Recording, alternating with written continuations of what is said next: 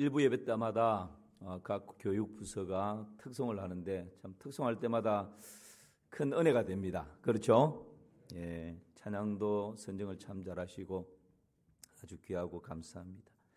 그리고 또 일부 예배 때에 우리 교회에 유치부 한 부서를 두고 우리가 함께 기도하고 축복할 때 그 기도의 열매가 유치부 부서 가운데 아름답게 드리워질 줄을 믿습니다.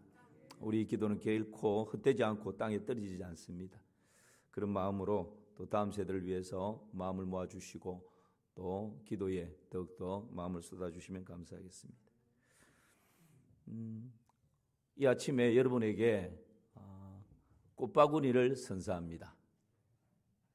예, 뭐죠? 이 장미를 보면 뭐가 생각납니까? 프로포즈 했던 기억이 나죠? 아름다운 장미입니다. 장미에는 무슨 향기가 날까요?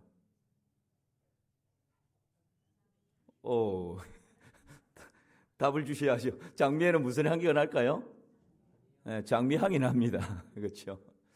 근데 요즘에 품종에 따라서 똑같은 장미인데 레몬 향이 나기도 하고 허브 향이 나기도 하고 이 장미에서 복숭아 향이 나기도 하고 또 머스크 향이 나기도 한답니다. 참 신기한 일이죠. 또 꽃 한 바구니를 소개해 드릴까요? 네. 무엇입니까? 튤립입니다.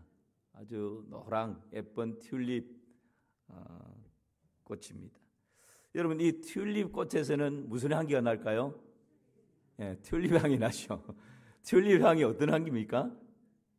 뭐 그런 향기죠. 예. 그런데 이 튤립에서도 품종에 따라서 다양한 향기가 난다고 합니다. 튤립에서는 과일 향이 나기도 하고 풀잎 향이 나기도 하고 또 장미 향이 튤립에서 나기도 한답니다. 같은 꽃인데 그 꽃에서 여러 향이 날 수가 있다는 거죠. 참 신비롭습니다. 같은 꽃에서 밤과 낮의 향이 다르게 날 수 있고 또 온도와 습도의 차이에 따라서 향이 다르게 날 수 있다는 것이죠. 제가 왜 이 말씀을 드리느냐면 여러분 하나님의 대표적인 성품이 어떤 성품이죠? 여러 가지 말할 수 있는데 원어적으로 말하면 제가 자주 이야기하기 때문에 여러분 알고 계실 것입니다. 하나님의 가장 대표적인 성품을 말한다면 그는 헤세드입니다. 헤세드. 하나님 이 헤세드라고 하는 성품을 가장 가깝게 잘 번역하고 표현하는 말이 인애라고 하는 말입니다. 인애는 가히 없는 사랑, 끝이 없는 사랑, 한이 없는 사랑, 조건 없는 사랑 이렇게 말할 수 있겠죠. 이것이 바로 인애, 헤세드. 하나님께서 가지고 계시는 대표적인 성품입니다. 그런데 이 인애라고 하는 하나님의 이 성품에서 여러 가지 향기가 난다는 것입니다. 여러분 인애에서 어떤 향기가 날까요? 그래서 오늘 설교의 제목이 인애의 뭐죠? 예, 주부를 안 보셨군요. 오늘 설교 제목이 뭐라고요? 인애의 꽃향기입니다. 장미에서 다양한 향기가 나고 튤립에서 다양한 향기가 나듯이 하나님의 대표적인 성품이 헤세드 인애인데 이 인애에도 각기 다른 향기가 난다는 것입니다. 그래서 오늘은 인애의 꽃향기는 무엇일까요? 라고 하는 이 제목에 세 가지 향기를 함께 생각하려고 합니다. 결론부터 말씀드리면 인애의 꽃향기는 무엇일까요? 첫 번째는 용서의 향기입니다. 인애의 꽃향기는 무엇일까요? 두 번째는 사랑의 향기입니다. 인애의 꽃향기는 무엇일까요? 세 번째는 희생의 향기입니다. 용서, 사랑, 희생. 이것이 오늘 본문에서 우리에게 맞게 해주는 인애의 꽃향기입니다. 자, 그러면 구체적으로 하나하나를 조금 더 살펴보도록 하겠습니다. 인애의 꽃향기는 무엇일까요? 첫 번째 뭐라고요? 용서의 향기입니다. 여러분 모압에서 몰락해버린 나오미가 고향 베들레헴으로 돌아오기로 결심합니다. 다짐합니다. 쉽지 않은 결심입니다. 성공해서 돌아오는 것이 아니죠. 금이 환영받을 수 있는 자격을 가지고 돌아오는 것이 아닙니다. 몰락해버렸습니다. 수치와 부끄러움을 안고 고향으로 돌아옵니다. 체면이 말이 아닙니다. 그럼에도 불구하고 나오미가 결단을 하고 결심을 하고 고향 베들레헴을 향해서 돌아가기로 결심을 하고 그 첫 발걸음을 내딛습니다. 무엇이 실패하고 몰락해버린 이 나오미, 수치와 부끄러움을 안고서라도 고향으로 돌아갈 수밖에 없는 이 결심을 하게 만든 것이 무엇일까요? 오늘 본문 6절 말씀을 같이 한번 봅니다. 6절 시작. 그 여인이 모압 지방에서 여호와께서 자기 백성을 돌보시사 그들에게 양식을 주셨다 함을 듣고 이에 두 며느리와 함께 일어나 모압 지방에서 돌아오려 하여. 나오미가 모압에서 10년의 세월을 청산합니다. 그리고 고향 베들레헴으로 돌아오기로 결심을 하고 첫걸음을 내딛습니다. 남편을 잃은 외로움 때문이 아니었습니다. 두 아들을 잃어버린 슬픔 때문도 아니었습니다. 하나님의 징계가 너무 매서워서 더 이상 견딜 수 없어서도 아니었습니다. 나오미가 실패와 부끄러움을 무릅쓰고라도 고향 베들레헴을 향해서 내가 다시 돌아가리라 결심한 딱 한 가지 이유가 있다면 이 모압에까지 들려왔던 한 가지 소문 때문이었습니다. 여러분, 그 소문이 무엇입니까? 여호와께서 자기 백성을 돌보시사 그들에게 뭘 주셨다고요? 양식을 주셨다 하는 소문입니다. 하나님께서 베들레헴의 흉년을 멈추게 하고 먹을 것을 주셨다라고 하는 그 이상입니다. 여기서 중요한 것은 6절을 다시 한번 띄워보십시오. 모압 지방에서 여호와께서 자기 백성을 뭐하시사? 돌보시사 그들에게 양식을 주셨다. 양식을 주신 것이 중요한 것이 아니라 여호와께서 자기 백성을 어떻게 했다고요? 돌보시사. 이것이 중요합니다. 이 돌보시사 이 말은 원어로 파카트라고 하는 말입니다. 이 파카트라고 하는 이 말이 헤세드와 일맥상통합니다. 통하는 의미입니다. 달리 말하면 인애라는 말이죠. 한글로 풀어서 설명하면 계산하다, 방문하다, 주의 깊게 돌보다, 보살피다 이런 말입니다. 이것을 딱 줄여서 말하면 여호와께서 그 베들레헴 유다 땅에 신방하셔서 자기 백성을 주의 깊게 돌보시고 보살펴 주신다. 헤세드. 하나님께서 자기 백성에게 인애를 베풀어 주신다는 것입니다. 이 소식이 모압 지방에 있는 나오미에게까지 그 귀에 들려진 것입니다. 이 하나님의 인애의 소식을 듣자 나오미는 수치도 부끄러움도 체면도 다 뒤로 던져버리고 하나님께서 인애를 베푸신다면 그 인애 하나만으로 만족하다라는 마음을 가지고 베들레헴을 향해서 돌아가기로 마음의 결심을 하고 그 첫걸음을 내딛게 되는 것입니다. 이 하나님의 헤세드, 인애가 저와 여러분의 삶 가운데 풍성하기를 주님의 이름으로 축원합니다. 사람이 하나님을 떠나 자기 소견에 옳은 대로 행하던 베들레헴이었습니다. 그 결과 흉년이 들었습니다. 10년의 세월이 지난 지금 하나님께서 그 땅에 베들레헴의 헤세드, 하나님의 인애를 베풀고 계신 것이죠. 인애의 꽃이 베들레헴에 활짝 피어났습니다. 그 인애의 꽃향기가 바람을 타고 저 머나먼 곳 이방 땅 모압에까지 흘러 들어온 것입니다. 절망의 자리에 주저앉아 있던, 두 손 놓아버리고 털썩 주저앉아 있던 나오미의 코끝에 여러분 저 베들레헴에서부터 흘러 넘어온 하나님의 그 인애의 꽃향기 뭡니까? 용서라고 하는 하나님의 그 인애의 꽃향기가 나오미의 콧전을 찡하게 울리게 만든 것입니다. 이 인애의 꽃향기, 용서라고 하는 하나님의 인애의 꽃향기를 맞자 나오미가 두 주먹을 불끈 쥐고 절망과 낙심의 자리에서, 패배의 자리에서 다시금 일어나는 것입니다. 그리고 나의 고향 하나님의 떡집 그 베들레헴을 향해서 다시금 그 첫 발걸음을 내딛게 되는 것입니다. 여러분, 우리가 아무리 삶에 지쳐 있다 할지라도, 낙심과 좌절과 절망 가운데 있다 할지라도, 내 코끝에 하나님의 인애의 꽃향기, 용서라고 하는 꽃향기가 맡게 되어질 때 다시금 그 자리에서 일어나게 되는 용기가 주어지는 것이지요. 그런 은혜가 우리의 일상 가운데서 더 많아지기를 주님의 이름으로 축원합니다. 이것이 베들레헴에 피어난 하나님의 인애의 꽃입니다. 용서라는 인애의 꽃향기는 바람을 타고 멀리 모압, 나오미에까지 날아왔던 것이죠.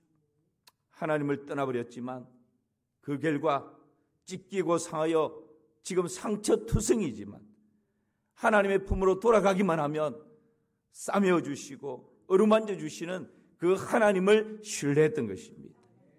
나오미는 용서라는 인애의 꽃향기를 마음껏 비록 이방 땅이지만 모압에서 향유할 수 있었던 것입니다. 너희는 여호와를 만날 만한 때에 찾으라. 가까이 계실 때에 그를 부르라. 악인은 그 길을 불의한 자는 그 생각을 버리고 여호와께로 돌아오라. 그가 긍휼히 여기시리라. 우리 하나님께로 나오라. 그가 널리 용서하시리라. 내 생각은 너희 생각과 다르며 내 길은 너희 길과 달라서 하늘이 땅보다 높은 같이 내 생각은 너희 생각보다 높으며 내 길은 너희 길보다 높으니라. 이것이 여러분 하나님의 인애의 꽃에서 흘러 나오는 용서의 향기인 줄을 믿습니다. 하나님 베푸시는 인애의 꽃이 가장 아름답게 피어난 곳은 갈보리 십자가입니다. 그 십자가는 하나님의 인애의 꽃이 만발한 곳이었습니다. 예수님께서 살을 찢고 피를 쏟으심으로 용서라는 인애의 꽃향기가 세상 구석구석 가운데 바람을 타고 지금도 흘러가고 있는 것입니다. 사랑하는 우리 선교사님들이 나라와 족속과 열방 가운데 그 용서의 꽃향기를 품에 안고 그 땅 가운데 흘러 들어가는 것이죠. 오늘 유치부 우리 친구들이 찬양하고 고백했던 것처럼 그 복음의 꽃향기가 바로 십자가에서 뿜어내는 용서의 꽃향기 아니겠습니까? 그 용서의 꽃향기가 하나님께서 베푸시는 바로 인애의 꽃에서 흘러나오는 향기인 것입니다. 이 용서의 꽃향기가 우리의 일상 가운데에서 더 많이 흘러 세상 가운데로 나아갈 수 있기를 주님의 이름으로 축원합니다. 두 번째는 인애의 꽃향기, 두 번째 향기는 사랑의 향기입니다. 첫 번째 용서의 향기라면 두 번째는 사랑의 향기입니다. 용서라는 이 인애의 꽃향기를 맡고 그 인애를 누렸던 나오미가 다시 인애의 삶을 삽니다. 참 신비로운 것이죠. 그것이 무엇입니까? 나오미는 이 모압에서 얻었던 두 며느리와 함께 이제 베들레헴을 향해서 걸어갑니다. 근데 한참 길을 가다가 나오미가 두 며느리에게 이렇게 말을 합니다. 8절과 9절입니다. 뭐라고 말하는지 보십시오. 출발하기 전에 말한 것이 아닙니다. 두 며느리를 데리고 오르바와 룻을 데리고 한참 길을 가다가 멈추고 시어머니 나오미가 지금 두 며느리에게 이렇게 말하는 겁니다. 나오미가 두 며느리에게 이르되 너희는 각기 너희 어머니의 집으로 돌아가라. 어디로 가라고요? 어머니 친정으로 가라는 거예요. 너희가 죽은 자들과 나를 선대한 것 같이 여호와께서 너희를 뭐하기를 선대하기를 원하며 같이 읽어볼까요? 여호와께서 너희에게 허락하사 자기 남편의 집에서 위로를 받게 하시기를 원하노라 하고 그들에게 입맞춤에 그들이 소리를 높여 울며. 이게 무슨 말씀입니까? 지금 두 며느리 데리고 고향 베들레헴을 향해서 한참 길을 가다가 멈추었어요. 그리고 두 며느리에게 다시 말씀 띄워보십시오. 두 며느리에게 하는 말이 너희 어머니 집으로 친정으로 돌아가라. 그렇게 말하는 거예요. 왜 그럴까요? 귀찮았어요? 짐이 되니까?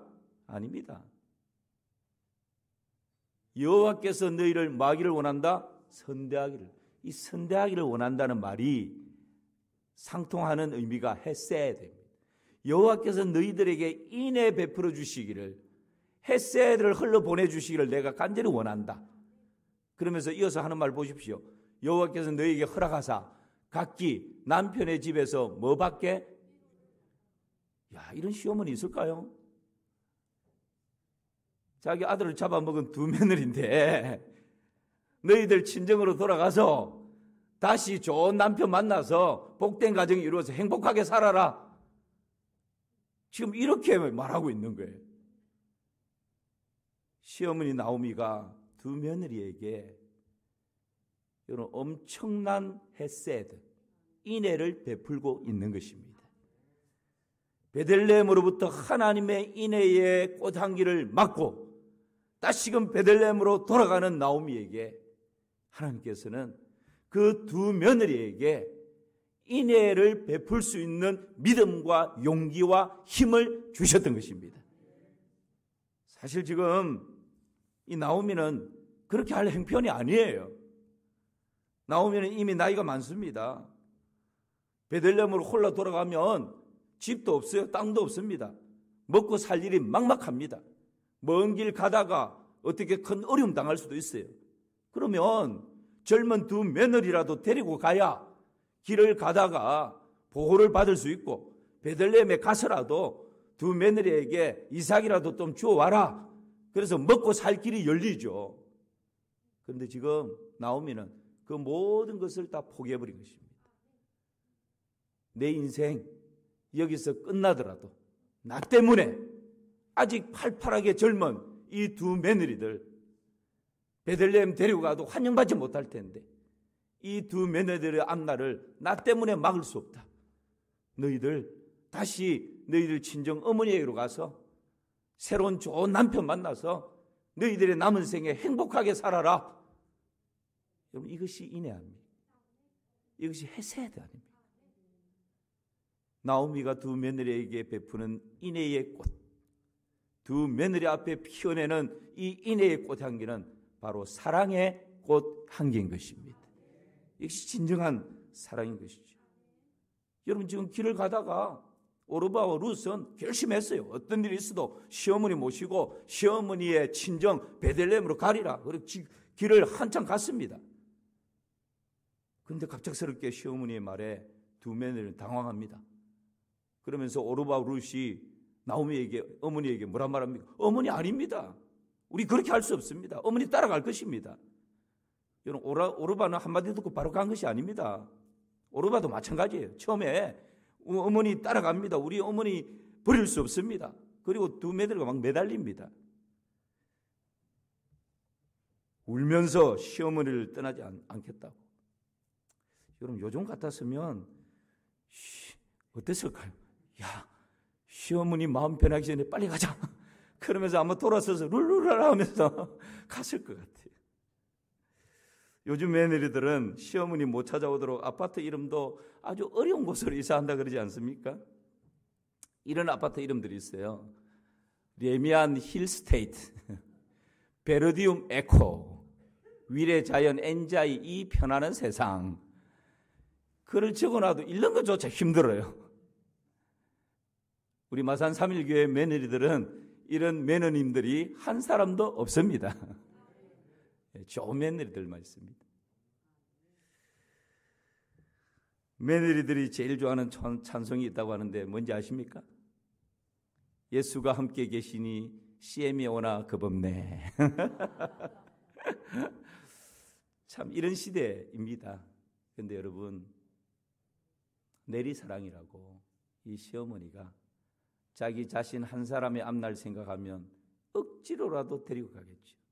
법을 적용해서라도, 관습을 말해서라도, 제도를 이야기하면서. 그런데 그런 주장할 수 있는 권리가 있었지만 모든 것 다 포기하고 이 두 며느리의 앞날을 활짝 열어주는, 이것이 바로 헤세드, 인애의 삶이죠. 나오미가 활짝 꽃피었던 인애의 꽃의 향기는 바로 사랑의 향기였던 것입니다. 룻기 1장 11절 말씀 우리 다시 한번 보실까요? 시작. 나오미가 이르되 내 딸들아 돌아가라. 너희가 어찌 나와 함께 가려느냐? 내 태중에 너희의 남편 될 아들들이 아직 있느냐? 이 두 며느리가 가라고 하는데도 안 가요. 우리 어머니하고 같이 갈 거예요. 막 매달립니다. 그러니까 나오미가 설득을 합니다. 야들아, 똑똑히 좀 생각해봐라. 너희들 지금 나를 따라온다고 남편이 만들어질 수 있냐? 행복할 수 있는 퍼센테이지가 1이라도 있냐? 없다는 거예요. 너희들이 나를 따라와서 남편을 얻을 수 있는 유일한 길이 있다면, 유대인이기 때문에 모압 여인이 상종도 안 해요. 그 유대에 가서 유일한 남편을 얻을 수 있는 길이 있다면 계대 결혼이 있습니다. 계대 결혼은 지난주에 제가 말씀드렸죠.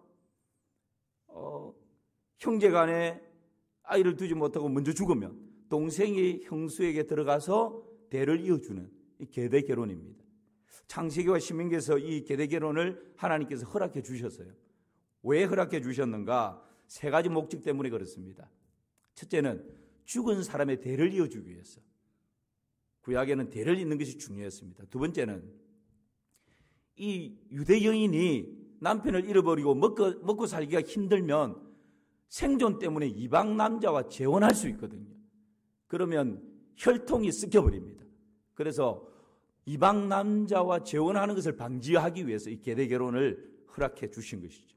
세 번째는 홀로 남은 여인을 제도적으로 보살펴 주기 위해서. 지금이야 뭐 혼자 있는 걸 더 좋아하잖아요. 살 수 있는 길이 너무 많으니까, 편하니까. 그런데 이때만 해도 남편이 없으면, 집안에 남자가 없으면 굶어 죽습니다.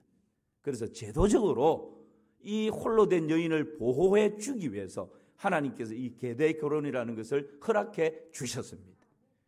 이 방법 외에는 이 두 며느리가 남편을 얻을 수 있는 길이 없어요. 그러니까 나오미가 지금 뭐라고 설득합니까? 이미 내 두 아들 죽어버렸는데 어떻게 너희들 남편 얻을 수 있겠냐? 만약에 얻을 수 있는 길이 있다면 내가 재혼해서 아이를 낳아서 그 아이가 남편 구실할 때까지 자라서 너희들과 이렇게 재혼을 하는 것인데, 지금 내가 아이를 낳을 수도 없거니와 낳았다고 생각해보자. 그 아이가 자라서 남편 구실을 할 때까지 세월이 얼만데, 지금 이렇게 설득하는 거예요. 그러니 나 따라오는 거 포기하라고. 빨리 친정으로 돌아가라고. 새로운 삶 출발하라고. 이야, 여러분, 이렇게까지 할 수 있는 시어머니, 이게 진짜 인애의 삶 아니겠습니까? 사랑의 향기가 진하게 뿜어나는 바로 인애의 삶 아니겠습니까? 그렇게 하는데 여러분, 그 결과는 오르반은 돌아가고, 그래도 룻은 끝까지 시어머니를 쫓아가게 되는 것입니다. 예수님께서 십자가에서 이 인애의 꽃향기, 사랑이라고 하는 이 향기를 가장 강하게 뿜어내셨습니다. 우리가 아직 죄인 되었을 때 그리스도께서 우리를 위하여 죽으심으로 하나님께서 우리에 대한 자기의 사랑을 확정해 주셨느니라. 아들을 아끼지 아니하시고 우리 모든 일을 위하여 내어주시니가 그 아들과 함께 모든 좋은 것을 우리에게 주시지 않겠느냐. 하나님의 그 가히 없는 사랑, 그 사랑이 바로 갈보리 십자가에서 사랑의 향기를 진하게 뿜어낸 것이지. 그 향기로 말미암아 우리는 영생의 복을 누리게 된 것입니다. 그리고 그 향기는 지금도 오고 오는 세상 가운데 나라와 족속과 민족과 방언과 열방 가운데로 흘러가고 있는 것입니다. 그 향기를 맡고 갈보리 십자가 아래로 나오는 자마다 멸망치 않고 영생을 얻는 복을 누리게 되는 것입니다. 이것이 여러분 인애의 꽃향기, 사랑이라고 하는 꽃향기입니다. 제가 언젠가 한번 소개한 적이 있습니다. TV 동화 행복한 세상 2권에 보면 이런 이야기가 나옵니다. 저는 이 이야기가 참 좋습니다. 어머니는 바람막이 하나 없는 길목에 한 뼘도 안 되는 자리를 차지한 좌판에서 생선을 팔았습니다. 눈이 오나 비가 오나 생선을 두어 상자씩 받아다 팔아 자식 5을 먹이고 입히고 가르치셨습니다.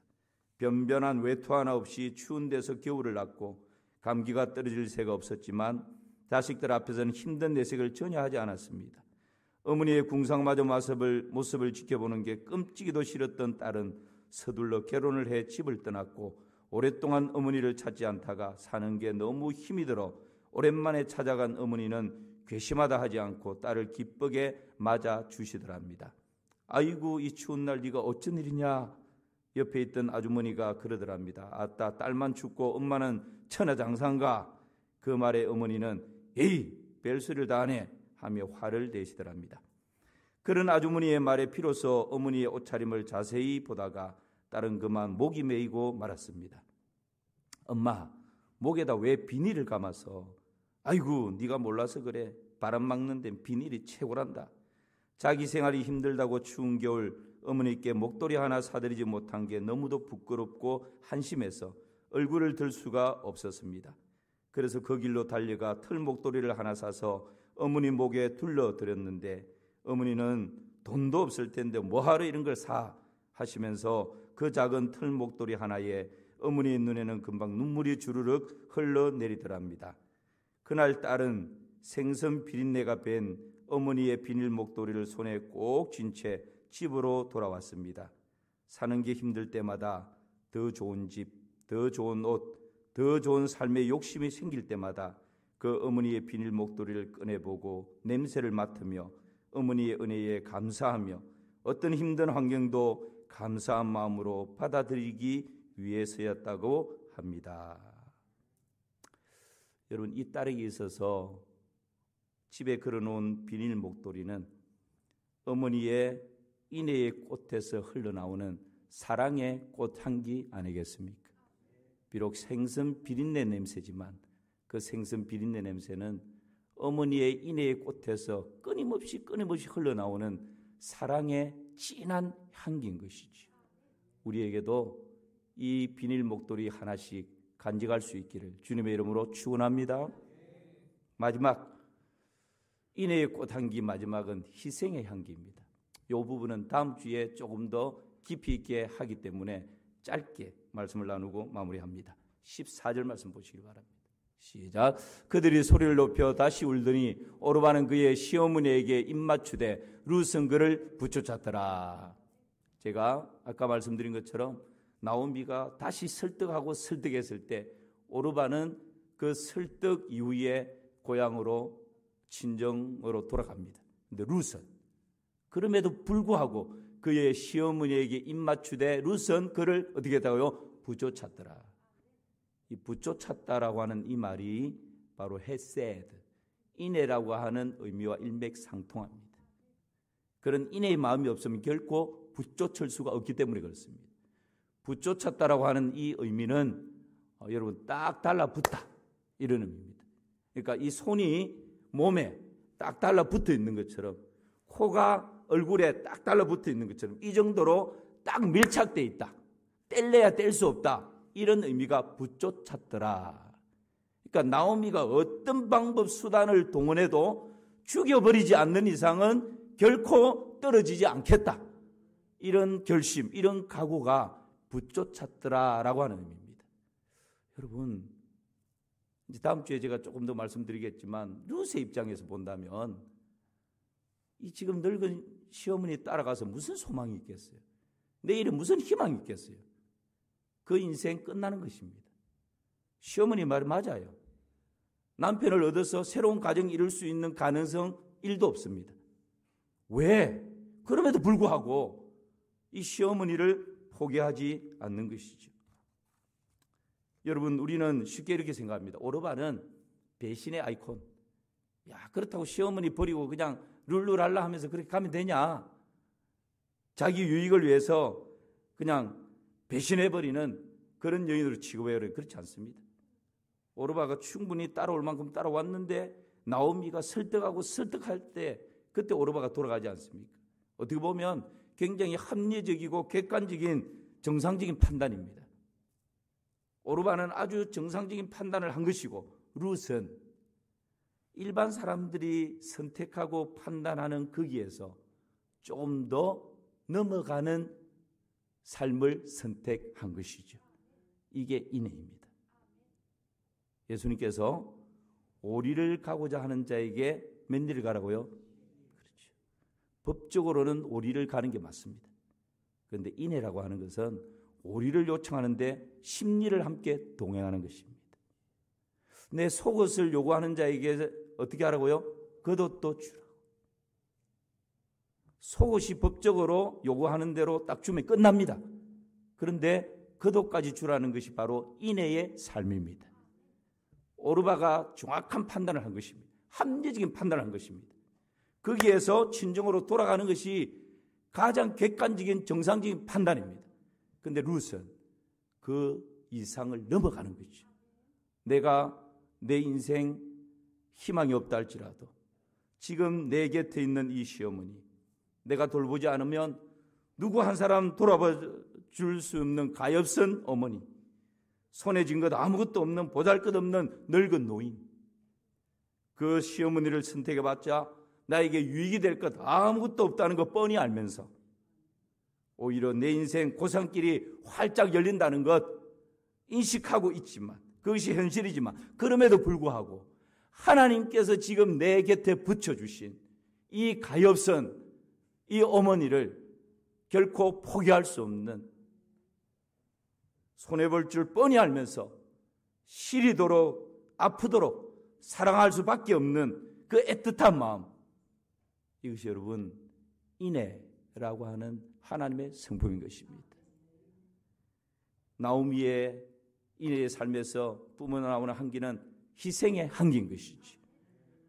내 인생 희생해서라도 하나님께서 내 곁에 붙여주신 이 가엾은 시어머니를 인애의 삶으로 섬기겠다라고 하는 그 결심. 하나님께서는 이 룻의 선택을 결코 그냥 넘어가지 않았습니다. 시어머니에게 베풀어 주었던 그 인애의 삶을 통해서, 희생의 향기를 통해서 나중에 하나님께서는 보아스라고 하는 사람을 숨겨두셨다가 이 룻에게 몇 배의 더 놀라운 인애를 베풀어 주시는 것입니다. 이것이 여러분 하나님께서 우리에게 바라보시고 요구하시는 바로 인애의 삶인 것이지. 오늘 말씀 정리합니다. 인애에는 꽃향기가 있습니다. 인애의 꽃향기는 무엇입니까? 하나님의 인애에서는 용서의 향기가 있었습니다. 두 번째, 나오미의 인애의 꽃에서는 사랑의 향기가 있었습니다. 세 번째, 며느리 룻의 인애의 꽃에서는 무슨 향기요? 희생의 향기가 있었습니다. 새로운 한 주간 용서의 향기와 사랑의 향기와 희생의 향기가 여러분 일상 가운데 더욱 진하게 뿜어나오는 복된 삶 되시기를 주님의 이름으로 축원합니다. 하나님, 그런 향기를 바라는 그리스도의 향기로 살아가게 하여 주시옵소서. 예수님의 이름으로 기도하옵나이다. 아멘.